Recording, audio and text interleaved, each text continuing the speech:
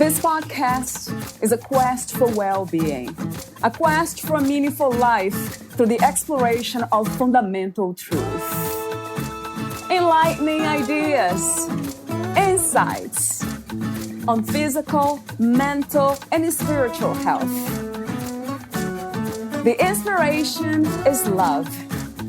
The aspiration is to awaken new ways of thinking that can lead us to a new way of being well. Welcome to Body, Mind, and Soul Healing Conversations.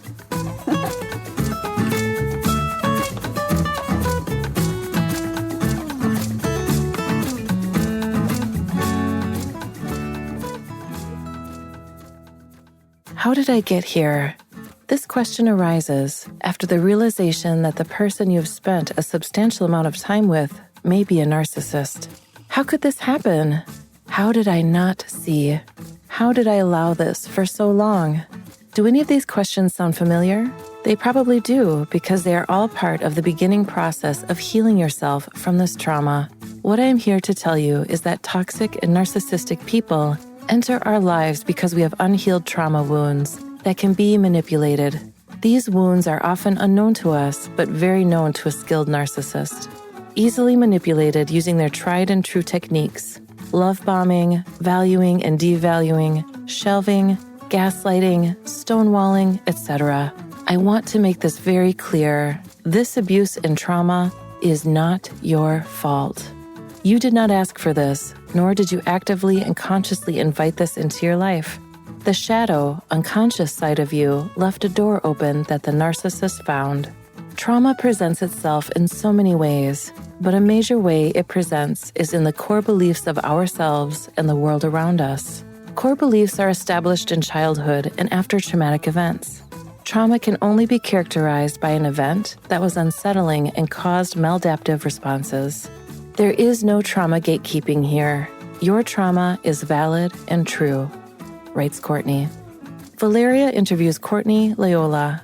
She is the owner of Onyx Counseling and Wellness Center and a trauma therapist specializing in narcissistic abuse recovery, disassociation, and complex trauma. She uses a multidimensional approach to therapy, allowing for total healing and wellness. Her approach to treating trauma is a root-based approach, focusing on deeply ingrained patterns that keep us stuck in toxic and abusive cycles.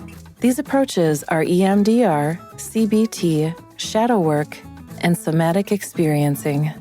Meet Courtney at onyxcounselingandwellness.com. Here's the interview with Courtney Loyola.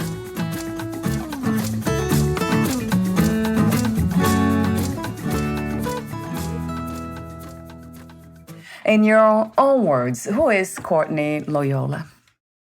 So in my words, I guess as a whole, who I am a mental health therapist in Austin, Texas, who's opened up my own practice. And I'm a complex trauma survivor myself. So I opened up my practice to help individuals who are also suffering from complex trauma. And I'm a wife. I'm about to be a mother. I'm just about 8 months pregnant right now. Congratulations. That's beautiful. I didn't know that. We talked off record. He shouldn't say anything. That is so wonderful. How does it feel, Courtney? Are we missing anything, women who choose or cannot have children? I have this conversation so much with not only my friends, but also clients, in that you're not missing out on anything if motherhood is not the journey for you. And so that's kind of the conversation I have. If motherhood is the journey for you, that can look many different ways. It doesn't always have to be carrying your own child. It can be adoption. It could be through being an aunt, where a lot of my very close girlfriends kind of, describe themselves as being, this aunt to my future son. And that will be kind of their journey in being around children. But if being a mother or being around kids is just not something that you see in your life's journey, you get so much purpose from many, many other parts of your life. So to circle it back around, if it's not for you, you're not missing out. Yes, I love that answer. Yeah, and I agree wholeheartedly. It's so individualized, isn't it? Life itself. Yeah, it is. And what you made me think just now is about being a mother. Yeah, in an unconventional sense, I think about being a mother to my own self, my own child, because, growing up and having a lot of trauma too. And then I see the child in me in need of nurturing and having a mother. It's kind of interesting how that works. And then also people around me that they look like grown-ups, adults, but then they have a lot of baby sides to them. So that kind of makes me think about that kind of purpose, that we can be mothers in so many different ways. But it's a beautiful journey, isn't it? To be biological mother, to carry a life within our own bodies. It must be incredibly magical. It is. It's a whole new understanding and perspective of my life, and exactly what you were saying, how many of us are walking around with our unhealed children inside of us, and the importance, if we choose to have children, to raise them well, that they won't have to heal their inner child when they get older. Yes. So being our own mothers to that child, that helps a lot, doesn't it? Yes. Yeah. Yeah, I love this as an insight and a message, a very important one right now. If you could talk to me for a moment about your own journey through complex trauma, perhaps just some of the insights you gained throughout that journey, from being traumatized to being this healthy, beautiful woman you are today. Oh, well, first, thank you. You're welcome.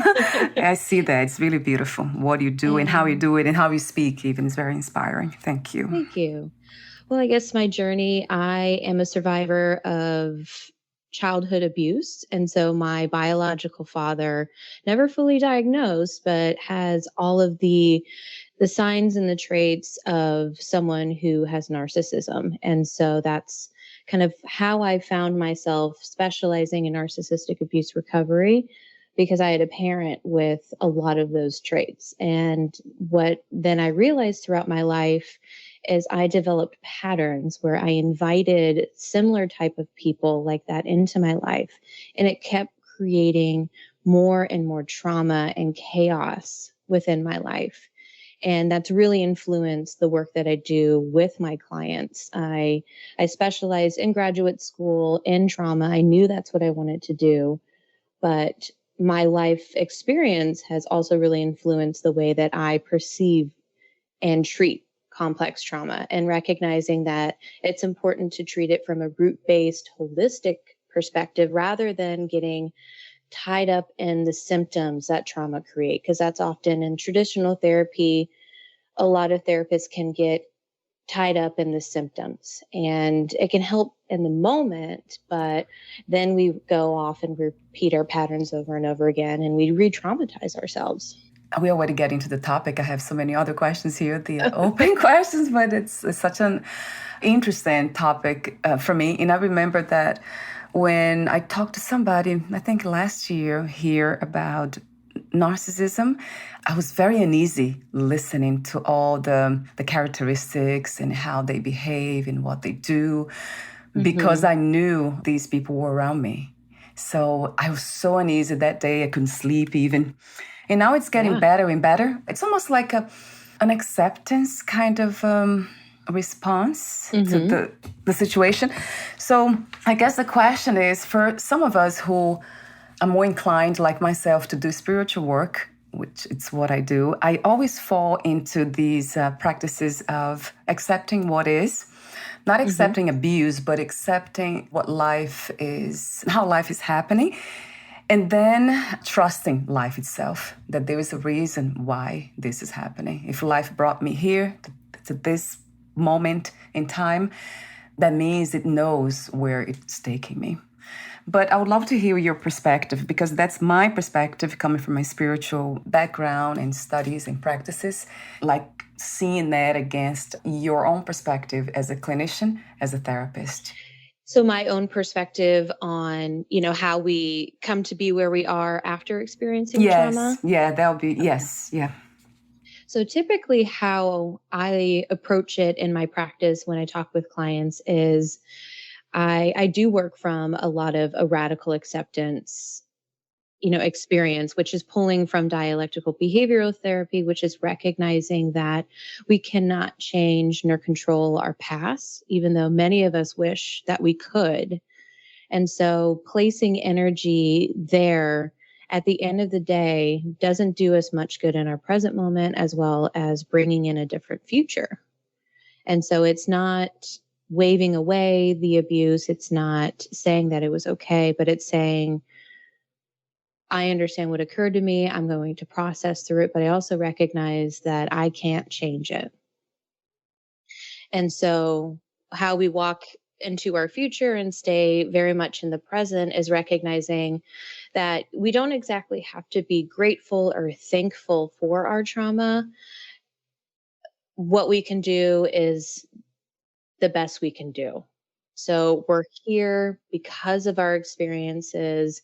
Again, we probably wish that we could make them not have happened, but they did. And getting a lot of empowerment. So we got ourselves to where we are today, and we can decide what our lives look like. So it's taking back our power. It's taking back our control.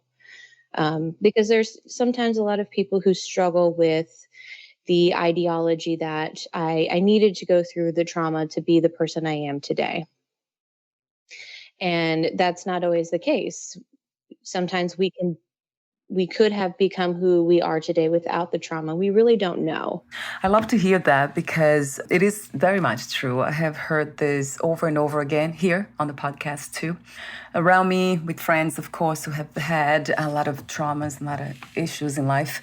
They tend to say that. That's something that I don't say, that I'm grateful for what I went through. I never say that because I don't believe it. It doesn't make sense to me, any sense. I would rather not go through everything that I went through to become the person I am today.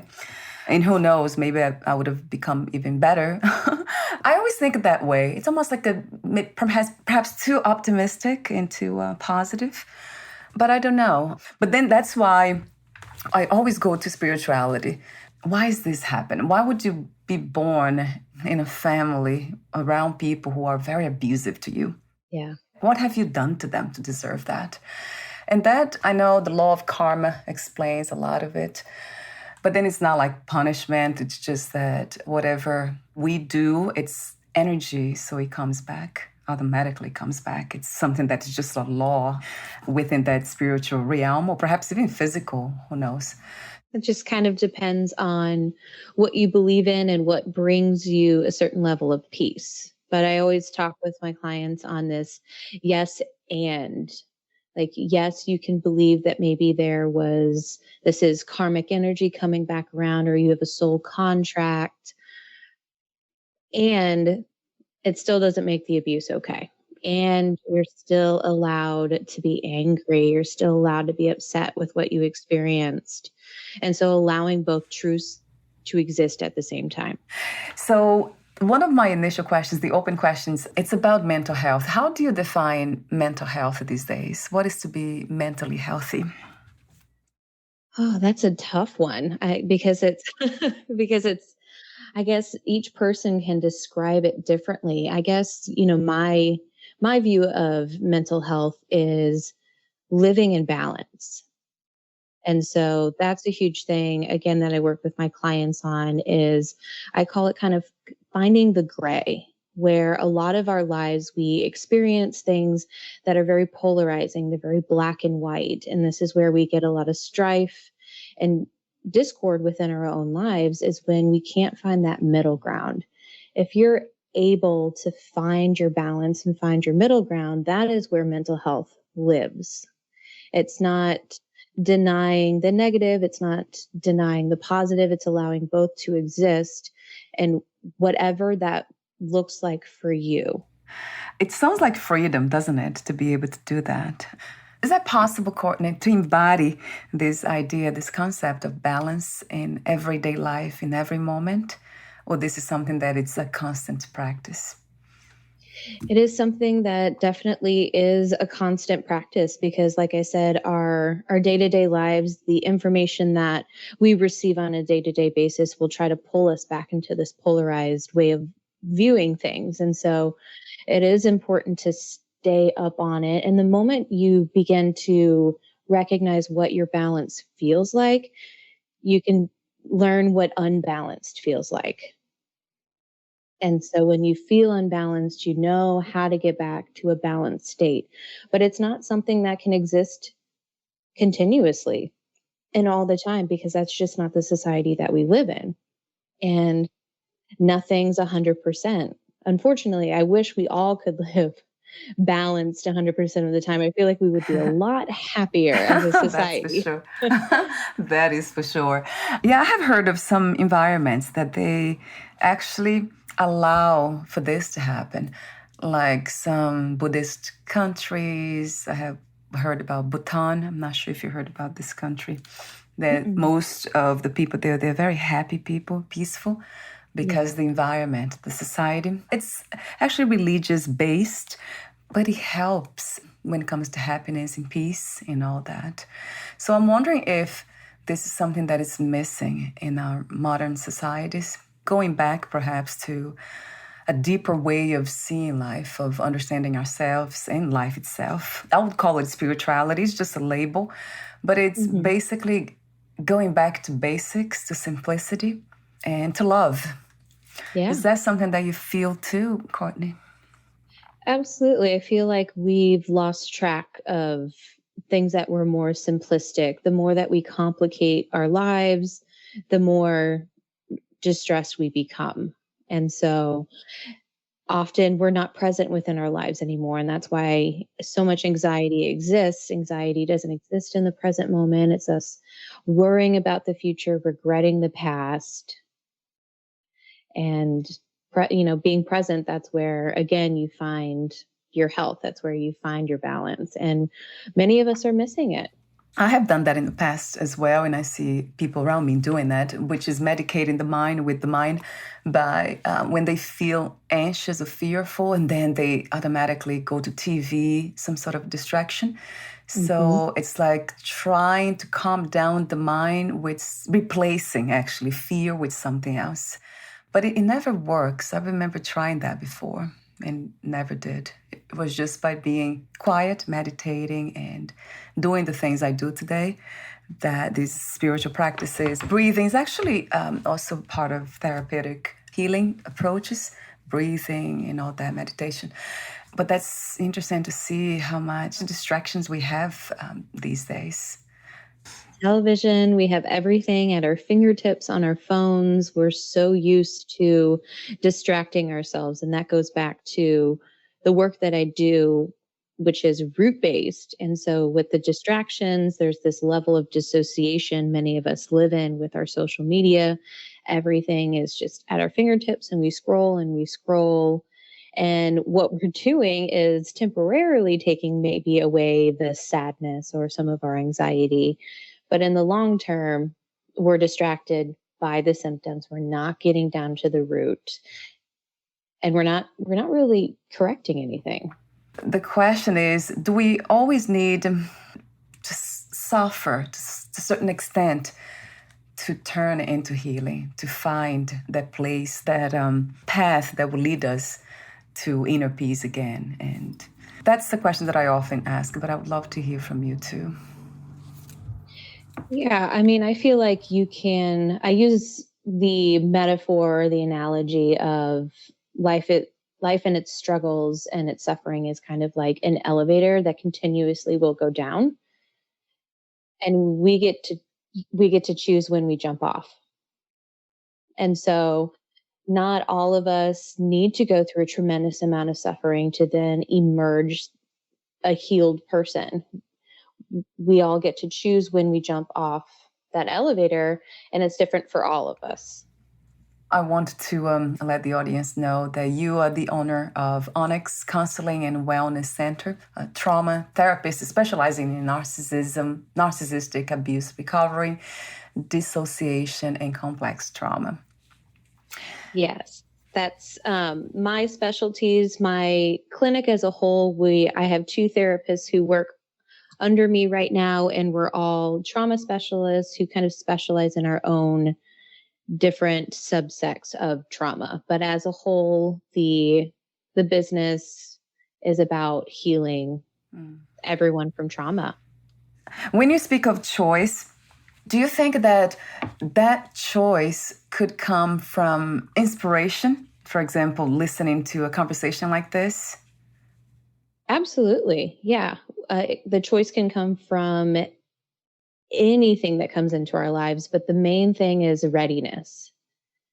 And so healing begins when we're ready, because healing is painful. And this is why a lot of us, prolong the process of beginning our healing journey, because it's long and it's really hard.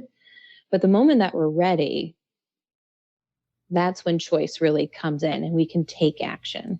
That makes a lot of sense. And how do we know, or what makes us ready to heal, Courtney, from your experience? Often it is the awareness maybe of patterns. Some people begin to go, wow, my life seems to always be in chaos and I don't understand why. And I'm really ready to just get off this ride.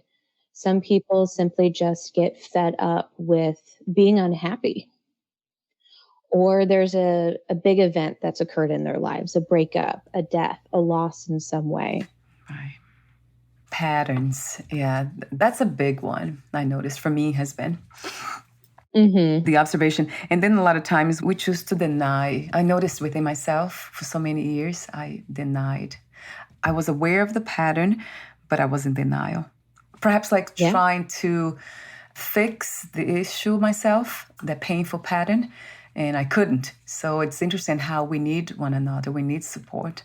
And that's why therapy is such a wonderful option when it comes to seeing clearly and making that choice.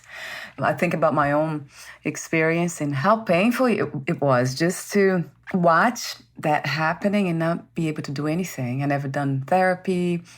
Maybe I was not ready for that. The question is therapy for everyone? Well, I always say yes. Yes. But and I agree. Not everyone requires therapy to heal. And so, therapy isn't going to be a one size fits all, or you have to have therapy to be able to become a healed person or be on your healing journey.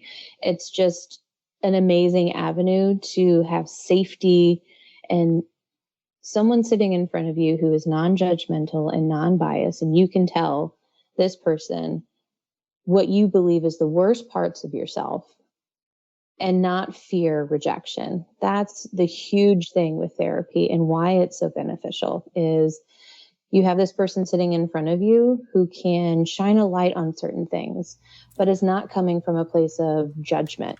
So your approach, you have mentioned already, is mind-body, root-based approach. And yes, you also say you use terms like multidimensional approach to therapy, EMDR, CBT, shadow work, and somatic experiencing. I'd love to hear about shadow work. And somatic, of course, is a very interesting one because you're using the body, of course, the body-mind connection.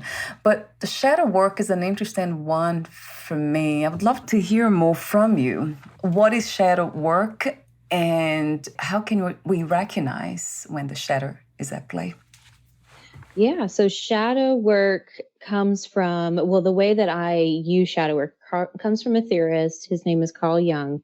And so what he stated was that the parts of ourselves that we are shameful about, that we dislike about ourselves, are kind of shoved into our shadow.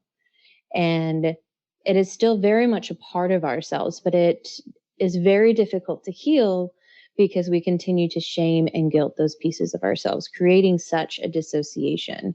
And we notice our shadow comes forward as a protection piece. It's often an unhealed inner child, but it's a self-sabotager. It is often the reason why we have patterns in our lives. If you grew up in a household that was emotionally neglectful or abusive, you begin to learn how to build walls around yourself emotionally. And the intention of that was to protect yourself. But later on in life, you recognize that it is really hard for you to connect with people. These are the patterns that your shadow creates. And so the work that I do is when we name it, we name the shadow, we shine a light on it, and we begin to love and accept our shadow as a part of ourselves. And through that healing and through that love and acceptance, we kind of bring the shadow into the light. We integrate all parts of ourselves. And that is where you find your balance and your healing. I would love for you to explain what the characteristics of narcissistic person would have. But I know that there's a difference between narcissistic behaviors and narcissism as a disorder.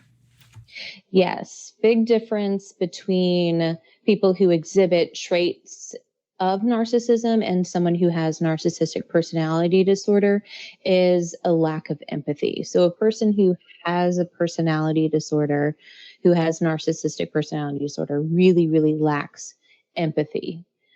And so that is the main difference. And so it's actually a very small subsect of our society, people who are diagnosed with narcissistic personality disorder. But since narcissism as a word has become more popular, people are attributing more and more people saying, oh, you have that personality disorder, when in reality, I place people on a spectrum. And so the narcissistic personality disorder would be all the way polarized on the very, very unhealthy side of how a person has dealt with their own trauma in life. Many of us have, when we're unhealed and we're still in our trauma, we have narcissistic traits. And often these are coming from a place of self-preservation. So the main difference is that they lack in empathy. They are not able to relate to other people's suffering, right, Courtney? Or pain. Right. Yeah. I heard about psychopath. What is the difference between narcissism as a disorder and psychopathy? So narcissism as a disorder, these individuals are very self-serving and self-seeking, and it doesn't necessarily mean that they're a danger to society. And they're not necessarily out to harm or hurt other people, though many people are hurt and harmed in the wake of what they do on their day-to-day life. And so psychopathy and psychopaths, these are individuals who fill a hole within themselves, fill that vacancy with terrorizing others. And so their motivation and their goal is actually to harm and to hurt other people. The narcissistic personality disorder, they become narcissistics or they're born narcissistic. It's the same thing with psychopaths. Yeah, I mean, the way that I view it is it's both. And so there are some people who are born with their brain chemistry being altered in some way, where they come out of the womb and, it is psychopathy or narcissistic personality disorder. And it's pretty apparent from the start if you kind of hindsight look back on their life. Some people become, like you said, become individuals like this because of life experience. Yeah. Trauma. How sad, when we think about it, it's almost like a form of sadness kind of sets in when I think about these disorders and these behaviors. They don't make sense to me. I know that it happens, and a lot of times they don't recognize. That's what surprises me, that they are not able to become aware of their own behaviors and how they're hurting other people. Even unintentionally, which is the case with some narcissistic people. So is that something that you have actually experienced, seen some narcissistic people to recognize their own issues and become better and seek help? Yeah, it does happen. It honestly depends on where they fall on that spectrum. And so often people who have narcissistic traits it really requires a massive life event to come into their lives to have them see and begin to learn how to have self-awareness. But it's really challenging because still at the basis of these types of individuals is this self-serving, self-seeking mentality. And so it takes a lot of work. And it's not saying that that will heal the brain, because it doesn't really. It is a lifelong journey and an everyday struggle for these people to build their empathy, to see life outside themselves. But yeah, people can change. The article you sent to me that I read that was published on brainsmagazine.com, so brainzmagazine.com, that you have written, it's titled The Complex Trauma Symptom Spectrum. So there I read about the difference between borderline personality disorder and narcissistic personality disorder. It's interesting. I was talking to you about that, trying to find a term, and now I see here that I made a note about that. And you said a lot of symptoms of BPD, borderline personality disorder, and some of narcissistic personality disorder are similar to complex post-traumatic stress disorder. I would love to hear more about this. Absolutely. So with complex post-traumatic stress disorder, it is an accumulation of so many different trauma responses in individuals. And often in our field, where the diagnoses have become a little bit more compartmentalized and treatment plans are trying to be written on how to work with individuals, that women most likely are going to be diagnosed with borderline personality disorder if they have complex post-traumatic stress disorder, because there's emotional dysregulation, there's self-harm, fear of abandonment. A lot of these things come from the trauma that they have experienced. And it's not a personality disorder. It is symptoms of unhealed trauma. And the same goes for narcissistic personality disorder, disproportionately diagnosed in men. And often it's because of how we socialize the genders, right? Women and men traditionally have been socialized to express and manage their emotions differently. Men have been socialized to guard them, to be very cagey about their emotions, which comes off as lack of empathy. And women have been encouraged maybe to be a little bit more expressive in their emotions. There's more freedom to have emotions, but it's also to our demise a lot of times, where we are considered overly emotional. And then here we are strapped with a borderline personality disorder diagnosis. You're right. Trauma has been shown to directly impact the brain and how it develops and adapts. With this understanding, one can deduce that trauma can impact personality traits. So that goes back to this fundamental truth that trauma will change the brain and, of course, affect our personality, the way we navigate reality, perceive and see everything. And is that something that actually you have also come across, out of curiosity, people who never had trauma, that they are trauma-free since birth? Is that something that you have experienced, like seen friends or anybody near you? I would love to know how, because everybody around me had trauma. So I'm thinking, what is the difference? Are they very different from us? Well, in my experience, I have never met a person who has not ever experienced trauma. And so trauma is so many different things. It's so many different events. And what basically trauma is the brain categorizing an event as in a stressful way. And it's programming it in a way that's unhealthy for our minds and our bodies. That could be so many different things. And so there are different levels of trauma. There are people who have experienced big, massive life-changing events, and some people who haven't experienced those life-changing events. And not saying one is more detrimental than the other, but sometimes the heaviness of a trauma changes the brain just slightly more than another trauma experience. I read somewhere, I can't remember where, somebody said here, I think I asked them to define trauma. And I remember hearing trauma is an incomplete experience, in a sense that the brain has perceived that as an experience to be completed. So that's why the patterns are formed, because we are looking to complete that experience. Have you heard that before? That was it surprised me to hear that way, but it made sense at that time.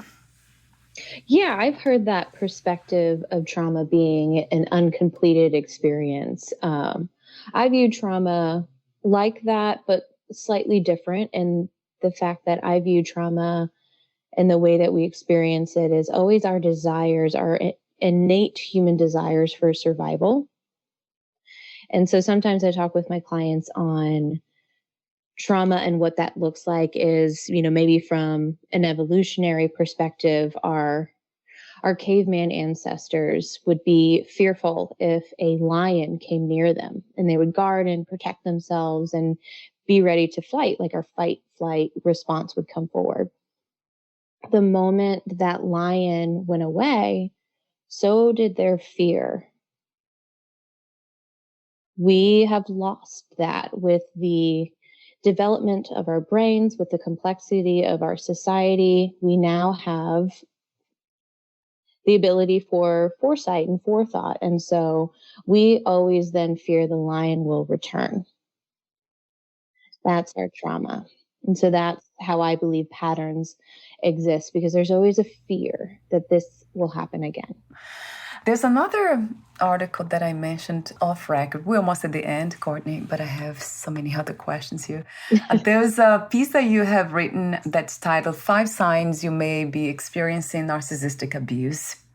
That caught my attention, of course, because I would love for the audience to know, including myself, how to recognize when we are being abused. So yeah. I'd love to hear that. If you don't have that in front of you, I have here some of the points. Sure. So the first one that I put is you are hypervigilant to this person's needs over your own. And so what I mean by that is you begin to set your needs aside because you're trying to manage and control this person's emotions for them. And it's often because you're fearful of the outcome if you don't. And number 2 is you constantly question yourself and believe you are wrong. So a telltale sign of narcissistic abuse is gaslighting and the disruption of your reality. You begin to believe that your reality is wrong because this person is telling you over and over that it is. And the third one is your nervous system only slightly calms when you have significant distance and time from this person. So sometimes this happens when you are going on an errand, and this errand may be 30 or 45 minutes from your home, but you notice the further you get away, the calmer you feel. Yeah. And it's like you are leaving this bubble of abuse. I thought about a hurricane almost. It's almost like you're getting away from the hurricane. You're getting out of the eye of the storm. Yeah. It's amazing how when I read this, it resonated with me, my own experience in the past, and some of them at the present moment, of course. I'm still kind of living the pattern, but very much aware that's here. Thank you so much, Courtney, for being you and doing what you do. Such a gift. So let's see. I have the ending questions for you, but before I ask them, would you like to add anything that you left unsaid? I'm trying to think. I feel like we covered so much, but I guess just always the driving home that I have with all of my clients is healing. It sounds simplistic, but it is very difficult in reality. But please don't let that deter you from healing. Yeah. We all deserve it. Yeah, beautifully said. We all deserve to heal. Yes. Yeah. 1 billion times to that. So my ending questions, I'll ask you this one that I wanted to ask earlier. What do you feel is the purpose of the human experience? That's a good question. The purpose of the human experience. I feel like it's experience. I feel like the most important thing is for us to allow ourselves to enjoy and to be present and to love and to experience all the emotions, experience everything in our lives. With some emotional regulation that helps. For Right. some who don't have that, that Right. really helps. I love that experience, right? That's very comforting. I don't know why, because I tend to believe that, I don't like the idea of pushing away anything. And when you say that, it just brings back this realm of trust, of acceptance, of just being present and let the present just happen and be here with whatever it brings. So my other question is, ending question, what is another word for healing? A word that I use a lot of the time is transformation. And because transformation feels differently for everybody. And you get to decide how you will transform. Yeah, so true. And a question that I didn't ask you to, that just came to me now is, do you have any spiritual views, belief systems, concepts for yourself in life? Any spiritual practices? Yeah, so for myself, I do consider myself more spiritual. I don't really subscribe to anything in particular. I do believe a lot in energy and our ability to harness it and the importance of protecting our energy.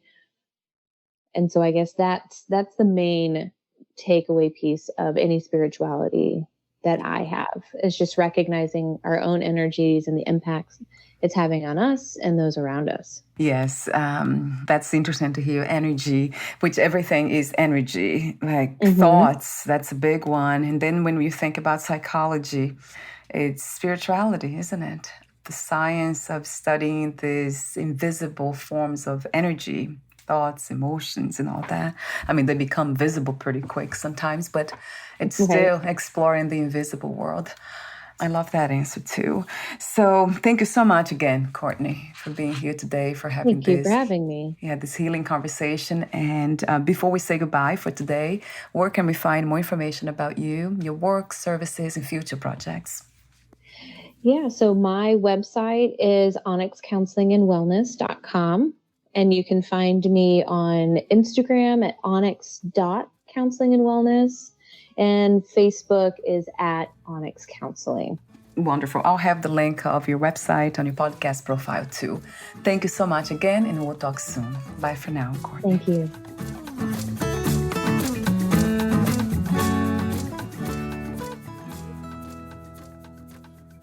Thank you for listening. To learn more about Courtney Loyola and her work, please visit onyxcounselingandwellness.com.